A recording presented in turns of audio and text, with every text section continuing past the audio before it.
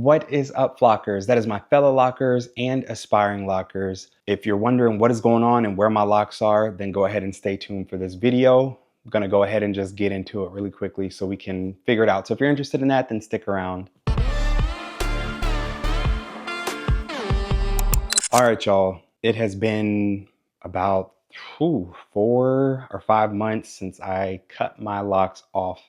And it was a whole wave of emotions going into it. Part of it was that there were a lot of things going on, obviously, in November with the election and stuff, that I just felt like life was going all over the place. And that was one way that I could have control over something in my life. So part of it was just a stress decision and feeling like I needed to have some control over something. So that's one reason. Another reason, which if you've been on my channel and you've known about my journey for a long time, then this probably won't come as a surprise to you. You already know that I have this patch up here that has been balding for quite some time. I don't know if it's coming off on the camera well, but in addition to just that balding spot, my hair in general, as I am getting older, is thinning out. And this is nothing to do with my locks. It is unfortunately just genetics. A lot of the people in my family have the exact same condition. I don't know. Who knows? Maybe it could be tied to diet and health or whatever, but I don't know for sure. What I do know is that it is something that's seemingly hereditary and that is happening in my family, with not just men, but also women, and having hair loss in this crown area, as well as just thinning in general. And I don't know, again, how well it's shown on camera, but like, as you can see, even with my hair cut, and I think I did it in November, and we're in March now. So we're like 4-5 months in deep, and I still, like, you can really see it where it's just thin. And whereas before, a couple of years ago, when my hair was cut like this, you know, I was able to have waves. I was able to have some type of motion. We went from waves to like drought season up in here. Like there's no waves happening. And so that was another reason that I decided to cut off my locks, was because like my hair is thinning, and I told myself so many times, I have my vision. So unlike Stevie Wonder, I can't use that as an excuse for why I'm allowing my hairline to recede and holding on to the 5 locks that I have left, or while I'm holding on to locks while they're snapping off and so I told myself that if I ever got to a place where my locks were not in a healthy place, or if they were thinning or anything like that because my hair is thinning, then I was going to have to let it go. And so that is what I did.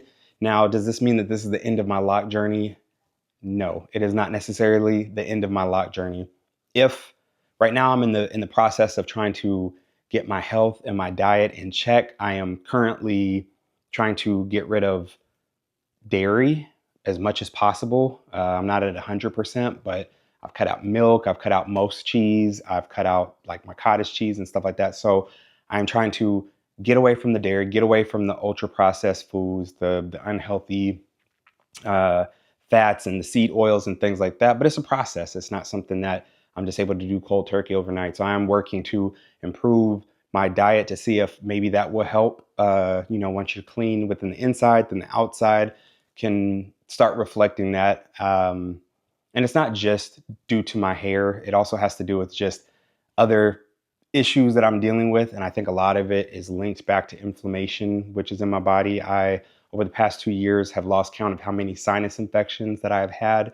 And I've had to go to the ENT and get antibiotic after antibiotic after antibiotic. And there's no way that it is healthy to be on antibiotics every 6 weeks, which I pretty much have been for the past 2 years, just because of getting chronic and acute sinus infections. And so, like I said, I'm trying to mix in some intermittent fasting and cleansing from the inside, as well as the things that I'm eating, and trying to be more conscious of not just physical movement and exercise, but also what I'm putting into my body, so that way I can heal myself from the inside out. And cutting out sugar, trying to get rid of as much, if not all, added sugar as possible, and letting fruit be the sugar that I get, letting my carbs be mostly carbs that come from vegetables and healthy foods as opposed to carbs that come from processed foods. So it's a whole journey that I'm on now.